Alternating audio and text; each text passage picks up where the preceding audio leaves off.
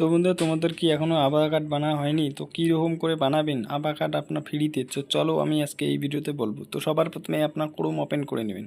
Chrome open করে নেওয়ার পরে এখানে সার্চ বারে সার্চ করতে হবে আপনাদেরকে আভা কার্ড, ঠিক আছে। তো এখান থেকে আপনার সার্চ বারে সার্চ করে নেবেন আভা কার্ড। আমি এখান থেকে সার্চ করে নিচ্ছি আভা কার্ড। আভা কার্ড যখনই সার্চ করে দেন, আভা কার্ড সার্চ করার সাথে সাথে এখানে এইরকম ওয়েবসাইট চলে আসবে। তো এখানে একটা লোকেশন অ্যালাউ করতে বলবে, লোকেশনটা আপনার অ্যালাউ করে দেবেন। তো লোকেশনটা চালু করবেন। লোকেশন চালু করার পরে এখানে আপনার এই ওয়েবসাইটটাতে ক্লিক করবেন, গভর্নমেন্ট ওয়েবসাইটে ক্লিক করবেন। ক্লিক করার সাথে সাথে এখানে নতুন একটা ইন্টারফেস চলে আসবে। নতুন ইন্টারফেস চলে আসার সাথে সাথে আপনাদেরকে এখানে আরেকটা কাজ করতে হবে। এখানে আপনার স্টেপ বাই স্টেপ বলছি। তো এখানে দেখতে পাচ্ছেন এখানে এইরকম ইন্টারফেস চলে যাচ্ছে। তো এখানে ক্রিয়েট আভা নম্বরে এখানে ক্লিক করবেন যদি আপনার নিউ হয়ে থাকেন। তো এখানে ক্লিক করার পরে এখানে একটা দিয়ে আপনার আধার কার্ড দিয়ে করতে পারেন, আর আপনার একটা দিয়ে ড্রাইভারি লাইসেন্স দিয়ে করতে পারবেন। তো আপনার কাছে তো সবচেয়ে বেশি জরুরি আধার কার্ড। তো আধার কার্ডে আপনাদের মোবাইল নাম্বার লিঙ্ক থাকতে হবে। তো এখানে 4 স্টেপে আপনার কমপ্লিট করতে পারেন। প্রথমে আপনার এখানে আধার কার্ডের নম্বর দিবেন। আধার কার্ডের নম্বর দেওয়ার পরে নিচে চলে যাবেন। নিচে চলে যাওয়ার পরে এখানে আই এগ্রিতে ক্লিক করবেন। তো আধার কার্ডে আপনার একটা ওটিপি চলে আসবে, যে মোবাইল নাম্বার লিঙ্ক আছে।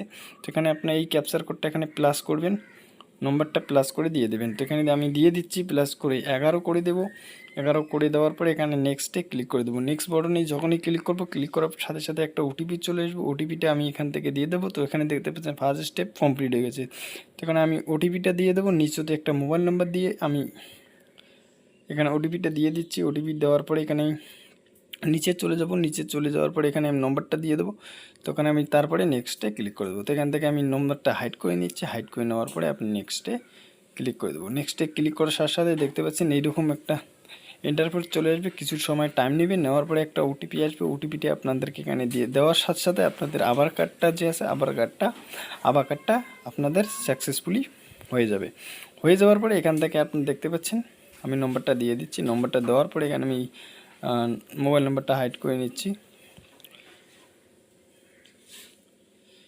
করে দেওয়ার পরে এখানে ভিউ প্রোফাইলে দেখতে পাচ্ছেন। ভিউ প্রোফাইলে যখনই ক্লিক করবেন, ক্লিক করার সাথে সাথে এখানে আপনার আধার কার্ডটা দেখতে পারবেন। আপনাদের আধার কার্ডের যে ছবিটা আছে সেই ছবিটা থাকবে।